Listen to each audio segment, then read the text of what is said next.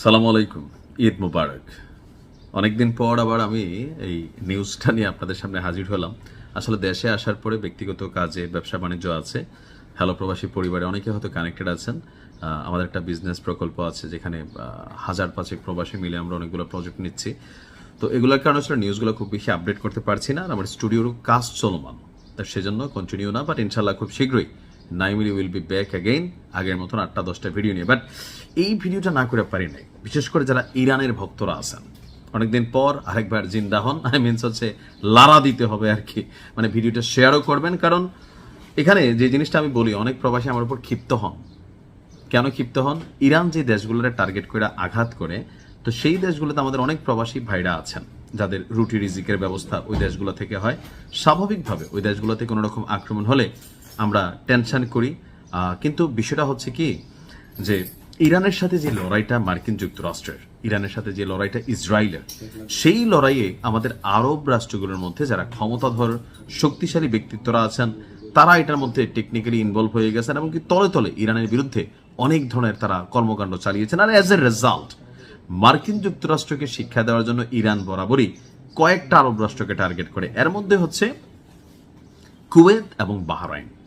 Bahrain সম্পর্কে অনেকেই জানেন না যে মার্কিন যুক্তরাষ্ট্র মধ্যপ্রাচ্যের দেশগুলোর মধ্যে যে ষষ্ঠ অথবা সপ্তম সম্ভবত নৌঘাটি সবচেয়ে বিশাল।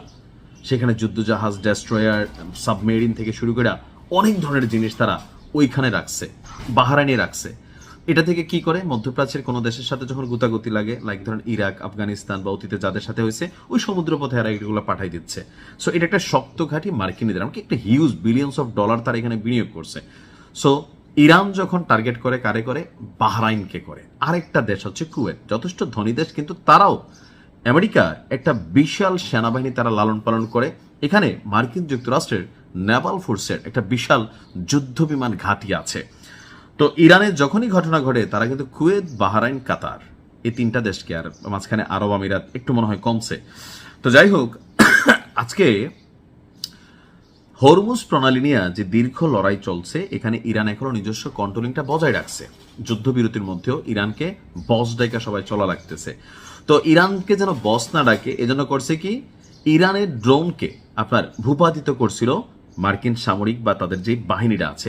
এজ এ রেজাল্ট আপনার কয়েক ঘন্টার মধ্যেই ধর তক্তা মার পেরেক, অর্থাৎ খেলা হবে নগদে।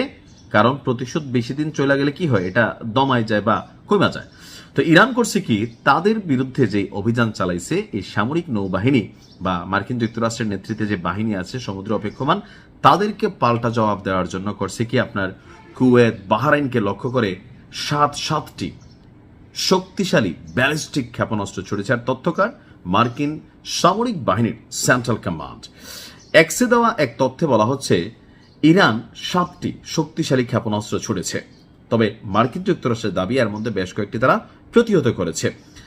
আর এই ঘটনায় মার্কিন সেনা সদস্যদের তেমন কোনো ক্ষতি হয়নি। একই সঙ্গে বাহরাইনে অবস্থিত মার্কিন বাহিনীর পঞ্চম নৌবহর, ষষ্ঠ সপ্তম না, পঞ্চম নৌবহরের যে সদর দপ্তর, সেখানে যে হামলা হয়েছে, আমেরিকা দাবি করছে যে আসলে সেখানে বড় ধরনের কোনো আপনার ক্ষতি হয়নি। কিন্তু ইরান কি বলছে?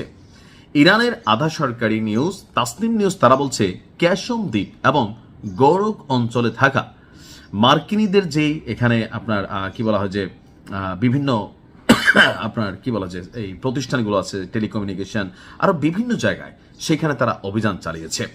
আইআরটিসির অ্যারোস্পেস ফোর্স বলছে তারা কুয়েতের আলী আল সালেম এয়ারবেস এবং বাহরাইনে যুক্তরাষ্ট্রের নৌবাহিনীর 5th ফ্লিট অর্থাৎ পঞ্চম নৌবহর সংশ্লিষ্ট যে স্থাপনাগুলো আছে সেখানে ব্যালিস্টিক ক্ষেপণাস্ত্র আঘাত করে তারা গুড়িয়ে দিয়েছে।